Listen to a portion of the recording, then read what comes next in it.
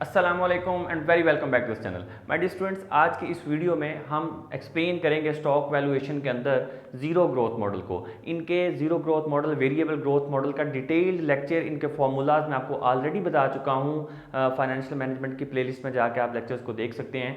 इसमें इस specific video के अंदर मैं आपको जीरो ग्रोथ मॉडल को सॉल्व करना बताऊंगा, उसके क्वेश्चन के साथ। उसके क्वेश्चन में अगर आ जाता है आपको एग्जाम में तो आपने किस तरह से सॉल्व करते हैं। तो अपनी वीडियो की तरफ बढ़ते हैं। So let's begin.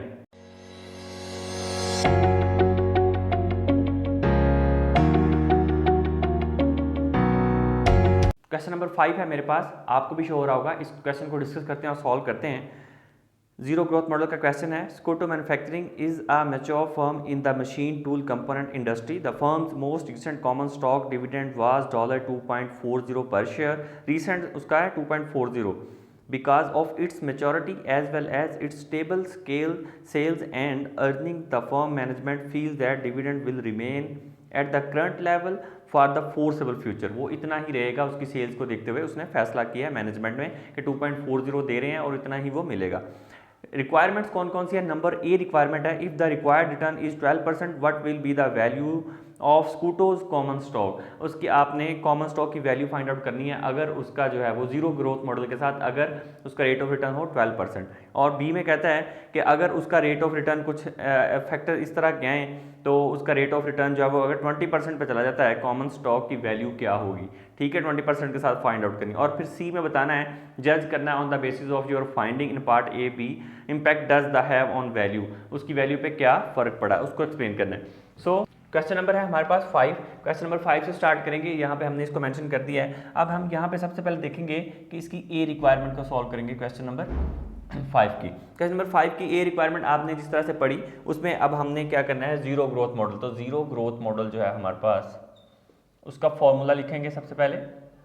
Growth, zero growth model का फॉर्मूला मैंने आपको पहले भी बताया हुआ है। ये हम कॉमन स्टॉक में फाइंड आउट करें। ठीक है, ये प्रेफर्ड स्टॉक नहीं होता, ये कॉमन स्टॉक होता है। आल्दो कि प्रेफर्ड स्टॉक और जीरो ग्रोथ मॉडल जो है ये सेम ही होते हैं, फॉर्मूला भी सेम एक किस्म का होता है, क्योंकि इसमें जीरो ग्रोथ होती है तो वो भी प्रेफर्ड स्टॉक का भी सेम कंडीशन होती है, लेकिन ये कॉमन स्टॉक के अंदर आता है। ठीक है, कॉमन स्टॉक के अंदर हमने जीरो ग्रोथ मॉडल को फाइंड आउट करना है।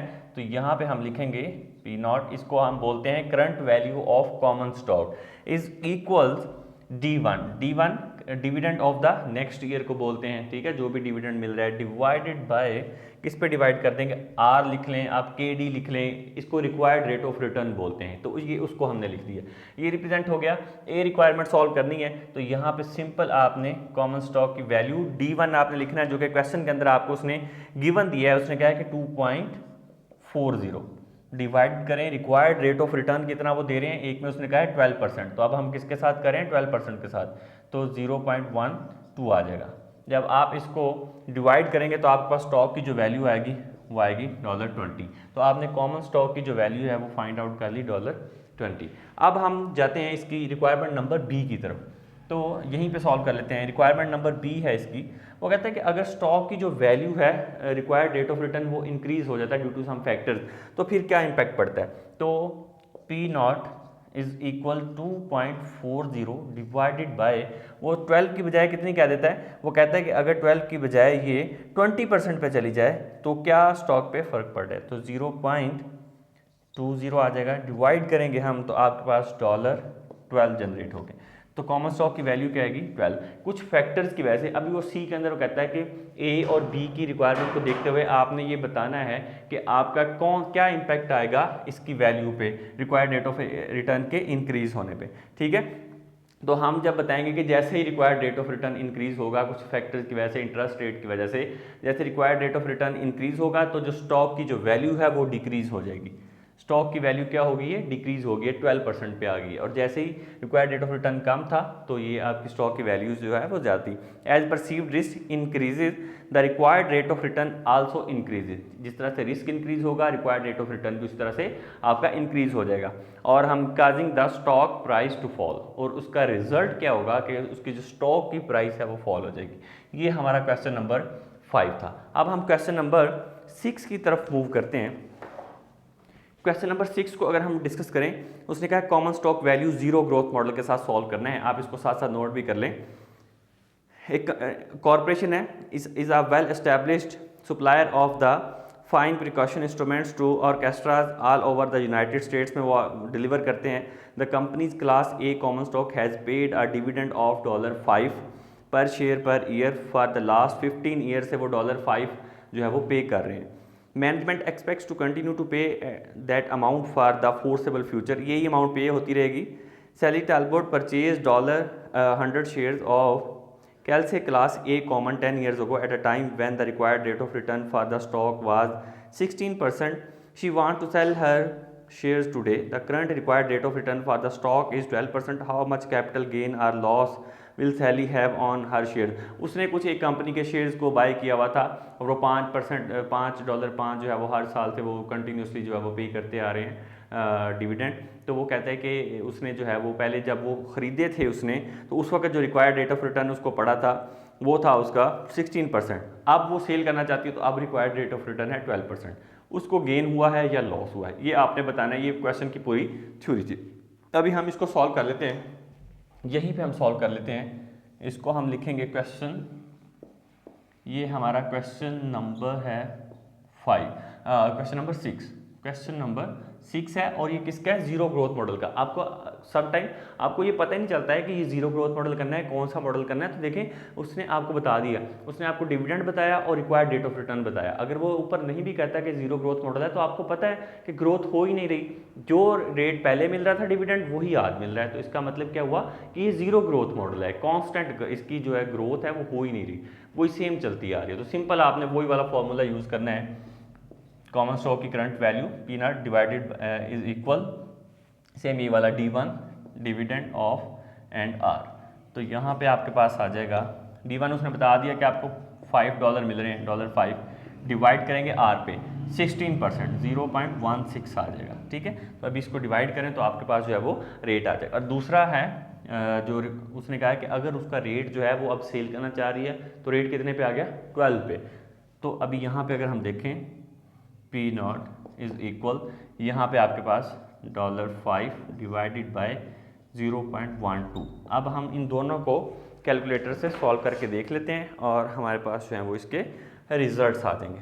$5 डिवाइडेड बाय 0.16 ये आ गया 31.25। ओके, एंड इसकी जो कॉमन स्टॉक की वैल्यू जो आएगी वो आएगी 5 डिवाइडेड बाय 0.12 और 5 डिवाइडेड बाय 0.12 तो ये आएगी 41.66। ये दो आपने फाइंड आउट कर ली। अब हमने क्या करना है, अब हमने बताना है कि उसको कैपिटल गेन हुआ या लॉस हुआ। तो सिंपल क्या करेंगे आप, 41.66 माइनस 31.25, अभी हम इसमें से माइनस कर देंगे 31.25। तो आपके पास एक वैल्यू जनरेट होकर आएगी, वो आएगी 10.41। 10.41 का उसको क्या हुआ? कैपिटल गेन हुआ है उसको। आप उसने क्वेश्चन में पूछा था कि जब वो सैली जो है वो अपने शेयर्स को सेल करना चाहती है तो अब उसको कैपिटल गेन होगा या लॉस होगा? तो डेफिनेटली उसको कैपिटल गेन होगा, क्योंकि उसने इतने पे ख़रीदे थे, इतने पे वो सेल कर रही है। तो ये इसको डिफरेंस निकाल लिया तो आपके पास $10.41 जो है ये कैपिटल गेन आया। ये था क्वेश्चन नंबर 5 और 6। आप इसको जल्दी से नोट करें, फिर हम क्वेश्चन नंबर जो है वो 7 की तरफ मूव करेंगे। अभी हम डिस्कस कर लेते हैं क्वेश्चन नंबर 7 को, आपको भी शो हो रहा होगा। प्रेफर्ड स्टॉक वैल्यूएशन का क्वेश्चन है। Jones Design wishes to estimate the value of its outstanding preferred stock. The preferred issue has an $80 par value and pays an annual dividend of $6.40 per share. Similar risk preferred stock are currently earning 9.3 annual rate of return. What is the market value of outstanding preferred stock? $80 पे वो जो par value पे preferred stock issue हुआ था उसकी जो पर share जो मिल रहा है वो $6.40 मिल रहा है और जो रिक्वायर्ड रेट ऑफ रिटर्न है 9.3% है। वो कहता है कि आपने फाइंड आउट करके बताना है कि अब इसकी करंट कितने पे ये प्रेफर्ड स्टॉक सेल हो रहा है, नंबर 1। और बी में वो कहता है if an investor purchases the preferred stock at the value calculated in part A, how much does she gain or loss per share if she sells the stock when the required rate of return similar risk preferred stocks has risen to 10.5%? explain। अगर वो 10.5% पर उसका rate of return चला जाता है, required rate of return, तो क्या उसको गेन हुआ या लॉस हुआ? आपने ये फाइंड आउट करके बताना है उसको।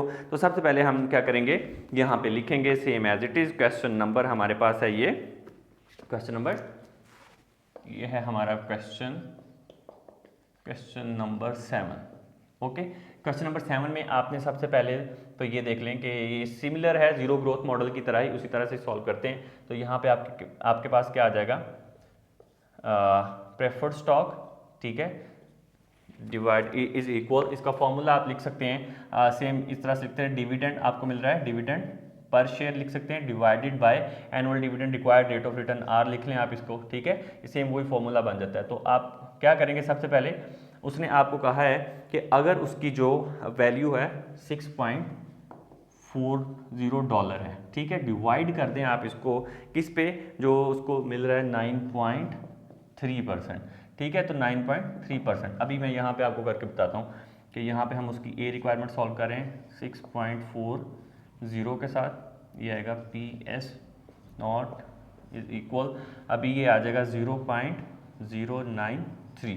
अब जब हम इसको सॉल्व करेंगे तो आपके पास एक वैल्यू जनरेट होके आएगी, वो आएगी 68.81। ये आपके पास वैल्यू जनरेट होके आएगी, A2 भी हो सकता है, राउंड ऑफ कर दे अगर तो, ठीक है। अभी दूसरी वो बात ये कहता है कि अगर इसका जो PS इज इक्वल, अगर ये जो 6.40 है, अभी ये 0.93 से ये कहाँ पे चला जाए, ये वो कहता है कि ये अगर राइजन हो जाए 10.5% पे, तो अभी हम यहाँ पे ले लेंगे 10.5%, 10.5, तो ये आ जाएगा 0.105, ठीक है। तो अभी 10.5 को मैंने 100 पे डिवाइड करके यहाँ पे लिख दिया है। तो अभी आप 6.40 को डिवाइड कर दें 0.105 पे, तो आपके पास वैल्यू आएगी 60.95। एक वैल्यू आपके पास ये आ गई, एक ये आ गई, ठीक है। अभी रिक्वायर्ड रेट ऑफ रिटर्न ये था पहले, तो ये वैल्यू आई, अब ये बढ़ गया तो ये आई, ठीक है। अभी आपने क्या करना है कि अगर आप 68.81 माइनस कर दें उसका डिफरेंस 60.95 को, तो आपके पास माइनस 68.81 को, तो आपके पास 7.85 एक वैल्यू जनरेट होके आएगी। इस वैल्यू को आप क्या कहेंगे कि ये जो है उसका डिफरेंस है। डिफरेंस क्या है कि आपको लॉस हुआ है, आपकी इतनी वैल्यू थी, ठीक है, इस स्टॉक पे, और अब क्या हुआ कि किसी due to some certain reasons उसका रिक्वायर्ड रेट ऑफ रिटर्न बढ़ा, तो उसके साथ आपके स्टॉक की वैल्यू क्या रहेगी, ये रहेगी। तो उसको अब आपको कितना लॉस होगा, ये लॉस होगा 7.85% का स्टॉक की वैल्यू में लॉस होगा। ये सिंपल प्रेफर्ड स्टॉक का क्वेश्चन था, अगर आपको आ जाए तो ये फॉर्मूला लगा के आप इस तरह से क्वेश्चन को सॉल्व कर सकते हैं। आज की इस वीडियो में मैंने आपको 3 क्वेश्चन करवाए हैं, जीरो ग्रोथ मॉडल और प्रेफर्ड स्टॉक मॉडल जो है, क्योंकि ये सेम थे। अभी नेक्स्ट में हम कांस्टेंट ग्रोथ मॉडल और वेरिएबल ग्रोथ मॉडल को डिस्कस करेंगे। वीडियो अच्छी लगी हो इसको लाइक करें, शेयर करें अपने फ्रेंड्स के साथ। Thank you so much for watching this video.